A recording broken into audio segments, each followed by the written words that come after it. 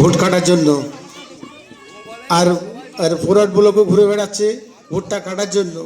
ভোটটা কাটবেন, ওদের প্ররোচনায় পা দেবেন। আপনি এনপিআর এনআরসিকে দাওয়াত করবেন।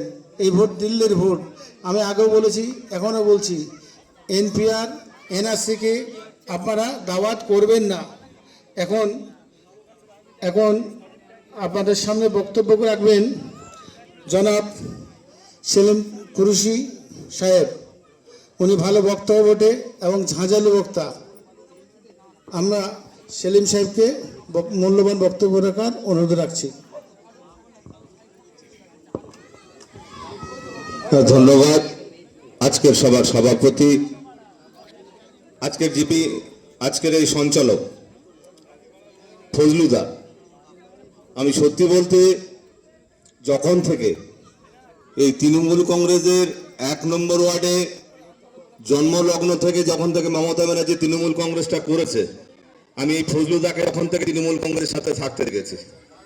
আমি হয়তো মাইকে 2-4 কথা বলছি বলে ফজলুদা আমাকে বলতে দিয়েছে, কিন্তু সত্যি বলতে ফজলুদার প্রতি আমার একটা নিজের একটা আন্তরিকতা আছে। কেন, যারা পুরনো তৃণমূল কংগ্রেস, যারা মমতা ব্যানার্জির সাথে সঙ্গে, তাদেরকে আমি এই মাইকের মাধ্যম থেকে তাদেরকে ধন্যবাদ জানাই।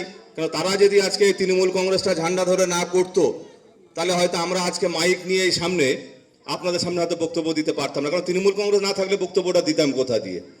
মঞ্চে উপবিষ্ট আমার প্রিয় নেতা কাজী মাসুদ আলম, তৃণমূল যুব কংগ্রেসের সভাপতি, আমাদের মধ্যে উপস্থিত আছেন কাজল দা সহ এই অঞ্চলের যে সকল সিনিয়র নেতৃত্ব এখানে বসে আছেন, সবাইকে ধন্যবাদ জানিয়ে সংক্ষিপ্ত 2-4 কথা লোকসভা নির্বাচনকে সামনে রেখে বলছি। বন্ধুগণ, আপনারা জানেন যে আগামী 1 তারিখে আমাদের 12-7 লোকসভা নির্বাচন। যে লোকসভা নির্বাচনে আমাদের প্রার্থী, আমাদের এখানে দাঁড়িয়েছে আমাদের দলের প্রার্থী ডক্টর কাকলি ঘোষ দস্তিদার, তৃণমূল কংগ্রেসের মনোনীত প্রার্থী।